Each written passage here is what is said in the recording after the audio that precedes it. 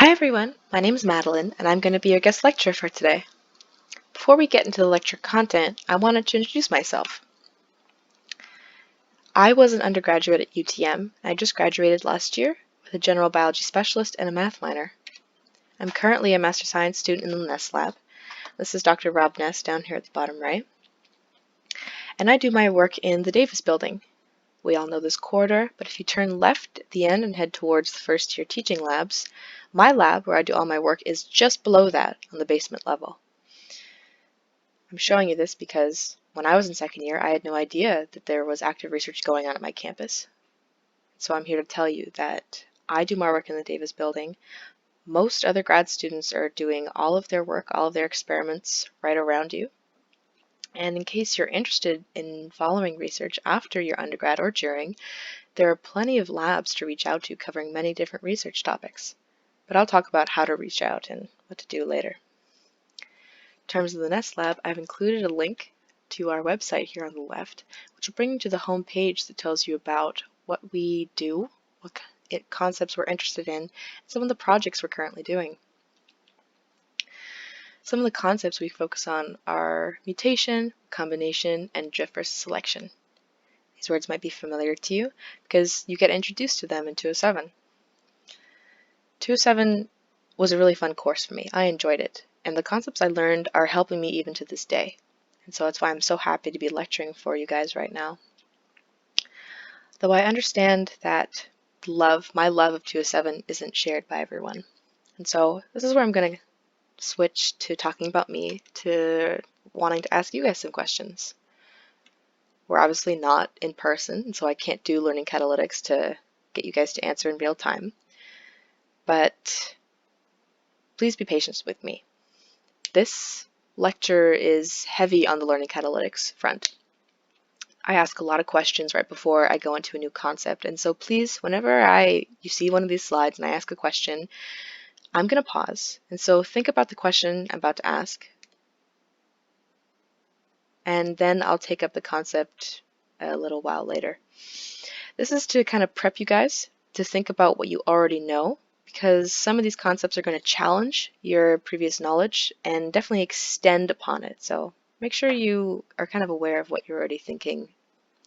But for right now, the questions are about you. How are you guys doing at this time in the semester?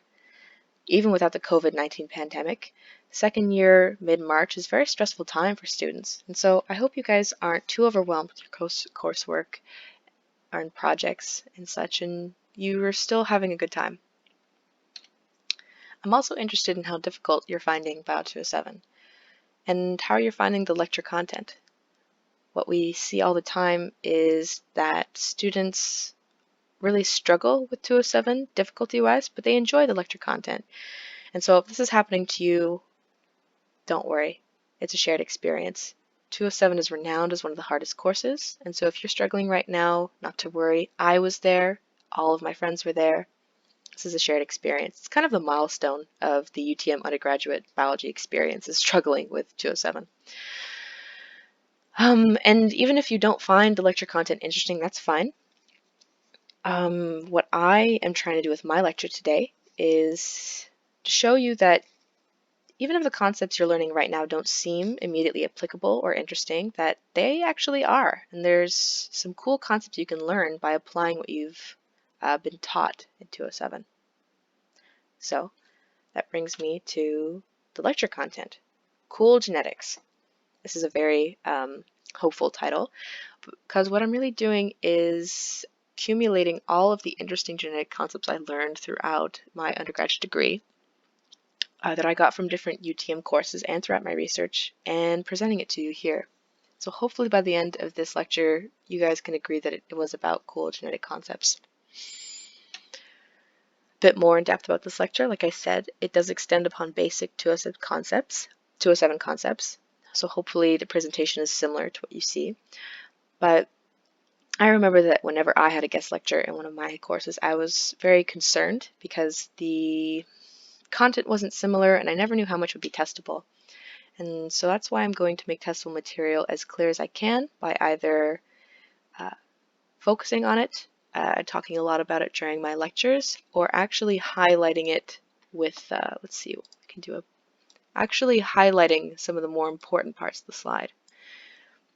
This will be important because a lot of the concepts are a bit, well, they're very big concepts. And so if you're ever staring at a slide or listening and you find that you're a bit overwhelmed, not to worry. I'm going to try and make the actual testable portion as clear as possible.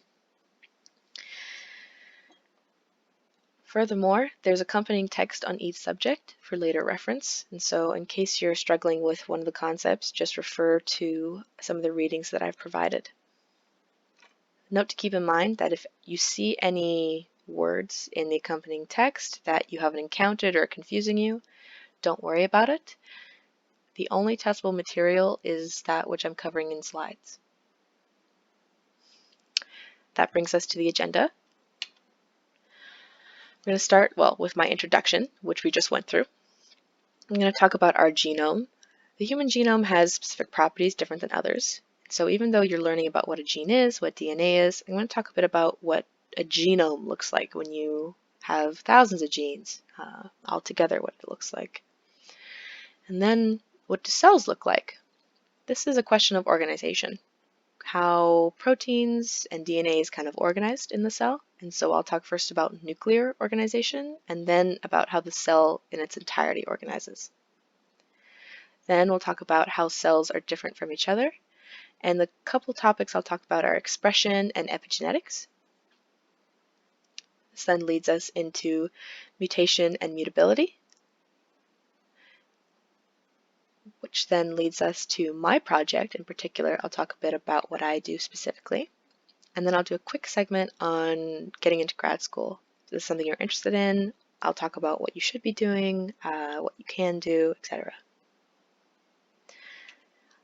There's a lot of concepts we're going to cover, and so if ever you get lost, just keep in mind that there's a kind of guide at the top here. So we're currently at introduction, and so we're going to follow a very structured lecture format.